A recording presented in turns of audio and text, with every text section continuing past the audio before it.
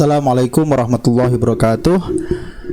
Sahabat sekalian yang dimuliakan Allah Subhanahu wa taala, malam hari ini kita akan sedikit mengambil satu ibrah dari kisah Rasulullah sallallahu alaihi wasallam dengan tema bagaimana kita menguatkan tawakal sekaligus mengoptimalkan ikhtiar.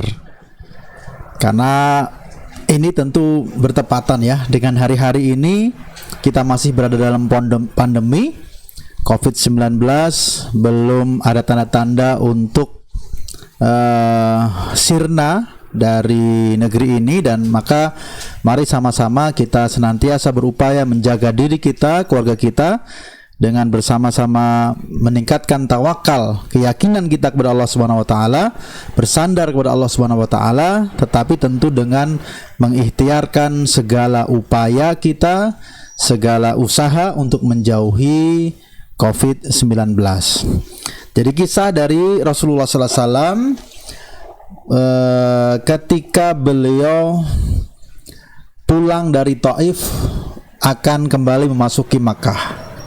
Kita tahu pada tahun itu yang sering disebut dengan Amul Husni, tahun 10 dari kenabian, istri beliau Ibunda Khadijah wafat di bulan Ramadan, dan sebelumnya sang paman Abu Thalib yang senantiasa membela dakwah beliau juga wafat pada bulan Rajab. Nah, ketika dua pendukung dakwah Rasulullah sallallahu alaihi wasallam ini wafat, orang-orang kafir Quraisy semakin bersemangat dalam memusuhi Rasulullah sallallahu alaihi wasallam dan menentang dakwah Rasulullah sallallahu alaihi wasallam. Maka Rasulullah pun berupaya memperluas dakwah, mencari lahan dakwah baru dan medan jihad baru, yaitu berupaya berdakwah ke Taif. Nah, kemudian kita tahu upaya dakwah beliau ke Taif ketika itu mengajak Zaid bin Harisah ternyata belum berhasil. 10 hari beliau berdakwah di kota pegunungan itu. Tidak ada hari-hari kecuali beliau memasuki rumah-rumah pembesar-pembesar Taif, menawarkan Islam, mendakwahkan Islam, tetapi tidak ada yang menerima. Bahkan kemudian ditutup dengan episode pengusiran, di mana Rasulullah sallallahu alaihi wasallam dilempari batu, Zaid bin Harisah berdarah terluka di kepala, dan beliau sendiri juga terluka di kaki beliau. Maka kemudian kita tahu setelah itu beliau akan kembali ke Mekah, dan ketika akan memasuki Mekah, Zaid bin Harisah sangat khawatir akan keselamatan mereka berdua, terutama tentu keselamatan Rasulullah sallallahu alaihi wasallam, karena jelas-jelas mereka telah keluar dari Mekah untuk mencari perlindungan. Maka Zaid bin Harisah mengatakan, "Kaifa tadkhulu alaihim wa qad akhrajuka?" Wahai Rasulullah, bagaimana mungkin engkau akan masuk kembali ke Mekah sementara mereka telah mengusir kamu? Jadi ini menunjukkan kekhawatiran bagaimana kalau nanti mereka masuk kembali Mekah, maka orang-orang kafir Quraisy dengan tentu mudah akan membunuh mereka. Maka kita tahu Rasulullah sallallahu alaihi wasallam adalah orang yang paling optimis, kuat keyakinan dan tawakalnya kepada Allah Subhanahu wa taala. Maka beliau mengingatkan sekaligus menguatkan sahabatnya tersebut dengan mengatakan, "Ya Zaid, innallaha ja'ilun lima tara farajan wa makhrajan." Wahai Zaid, sesungguhnya Allah Subhanahu wa taala akan menjadikan dari apa yang engkau takuti tadi ada jalan keluar. Wa innallaha nasiru dinihi wa mudhiru nabi, dan sesungguhnya Allah Subhanahu wa taala akan memenangkan agamanya dan akan membela nabinya. Jadi sahabat sekalian yang dimuliakan Allah Subhanahu wa taala, ini gambaran betapa keyakinan, betapa kuat optimisme, sekaligus tentu bentuk tawakal Rasulullah sallallahu alaihi wasallam kepada Allah Subhanahu wa taala. Tetapi pertanyaannya, setelah semua optimisme itu bahkan menghibur Zaid dan menguatkan Zaid bin Harisah, apakah kemudian Rasulullah sallallahu alaihi wasallam ketika memasuki Mekah beliau memasuki dengan terang-terangan, dengan apa adanya begitu saja? Apakah karena beliau orang yang sangat yakin pertolongan Allah, dan beliau juga bukan orang yang takut terbunuh sekalipun? Apakah kemudian itu menjadikan alasan beliau memasuki Makkah dengan santai, dengan lalai, dengan lengah? Ternyata tidak. Beliau ketika berhenti di Hira, beliau melakukan ikhtiar, upaya-upaya agar beliau bisa masuk Mekah dengan aman. Beliau menghubungi beberapa tokoh untuk meminta jaminan perlindungan. Yang pertama, ada seorang Al-Ahnas bin Syariq. Beliau meminta melalui seorang utusan agar mau memberikan jaminan perlindungan kepada Rasulullah SAW. Ternyata sang tokoh ini menolak dengan alasan bahwa dia adalah sekutu. Sekutu tidak bisa memberikan perlindungan.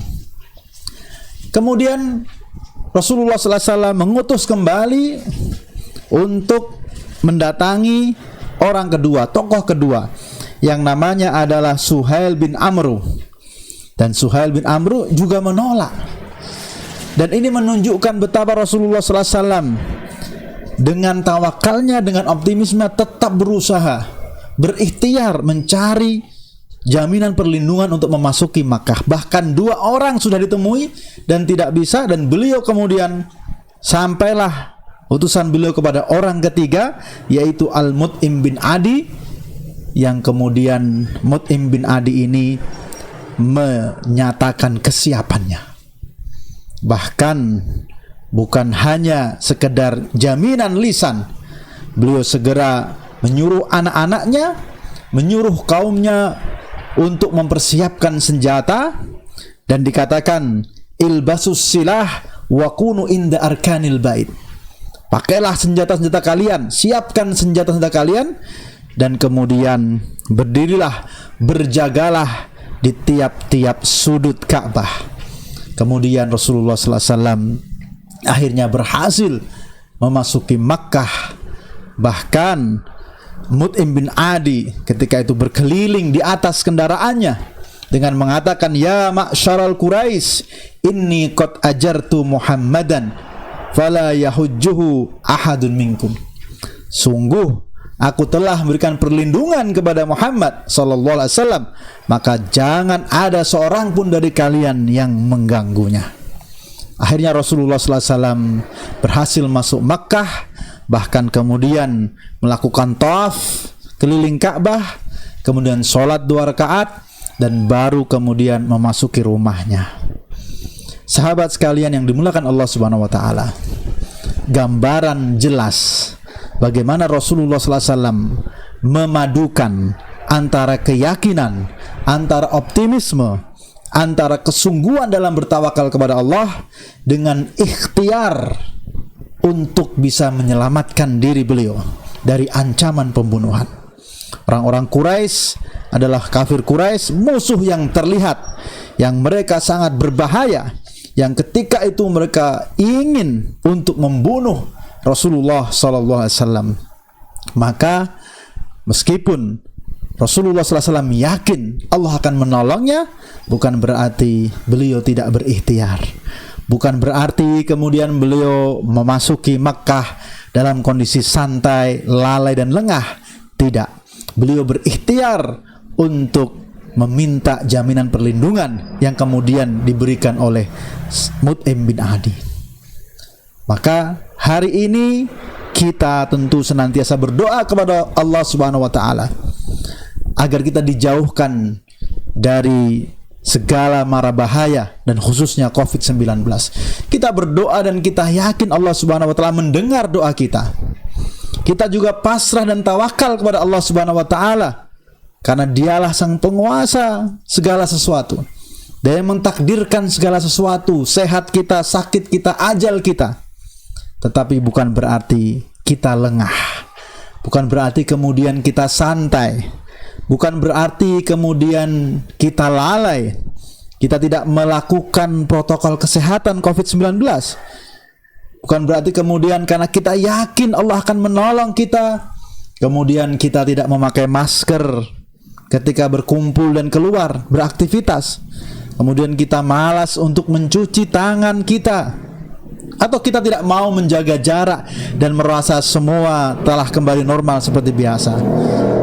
Sahabat sekalian yang dimuliakan Allah Subhanahu wa taala, kalau kita melakukan hal itu, yaitu merasa yakin akan pertolongan Allah, tetapi lalai dan lengah tidak berusaha menghindari virus COVID-19 ini, seharusnya kita malu kepada Rasulullah sallallahu alaihi wasallam. Kita malu dari kisah yang tadi kita kaji, betapa beliau luar biasa. Tawakal beliau, keyakinan beliau bahwa Allah akan menolongnya, tidak menjadikan beliau santai, lalai dan lengah. Beliau tetap berikhtiar, bahkan sampai menghubungi 3 tokoh Quraisy agar mau memberikan jaminan. Sahabat yang dimuliakan Allah Subhanahu wa taala, kisah ini berakhir dengan sesuatu yang mengharukan. Jadi ketika itu, setelah selesai perang Badar, kita tahu kaum muslimin berhasil menawan 70 para pembesar Quraisy. Tawanan perang ketika itu kemungkinannya bisa jadi adalah dieksekusi karena kejahatan mereka, ataupun menebus jaminan yang mahal luar biasa. Ketika itu Mut'im bin Adi telah meninggal dalam kondisi kekufurannya.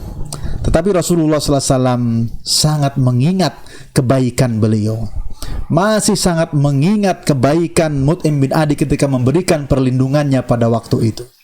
Maka Rasulullah SAW mengatakan kepada para sahabat, "Lau kanal Mut'im bin Adi hayyan summa kallamani fi haula'i natna lataraktuhum lahu."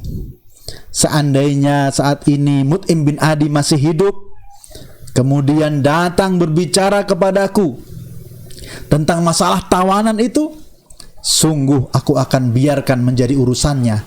Atau dalam riwayat, sungguh aku akan lepaskan mereka. Urusan tawanan perang adalah urusan besar, urusan kejahatan perang, urusan perhitungan besar. Tetapi Rasulullah SAW masih mengingat kebaikan Mut'im bin Adi, sehingga mengatakan, seandainya Mut'im bin Adi masih hidup lalu bernegosiasi kepadaku tentang tawanan-tawanan Quraisy, aku akan lepaskan mereka. Sebagai bentuk bagaimana Rasulullah SAW wafa, setia. Beliau ingat pada kebaikan mereka yang pernah memberikan kebaikan kepadanya. Tentu ini pelajaran lain bagi kita dalam menjalani kehidupan kita. Sekali lagi, sahabat sekalian yang dimuliakan Allah Subhanahu wa taala, mari hari-hari ini senantiasa kita kuatkan tawakal kita kuatkan keimanan kita, tetapi juga dengan mengoptimalkan ikhtiar kita dalam mencegah tersebarnya virus COVID-19 di sekitar kita. Semoga Allah Subhanahu wa taala memudahkan, dan semoga Allah Subhanahu wa taala segera sirnakan virus ini dari muka bumi dan kita keluar daripadanya dengan aminina salimin, dalam kondisi aman dan selamat. Assalamualaikum warahmatullahi wabarakatuh.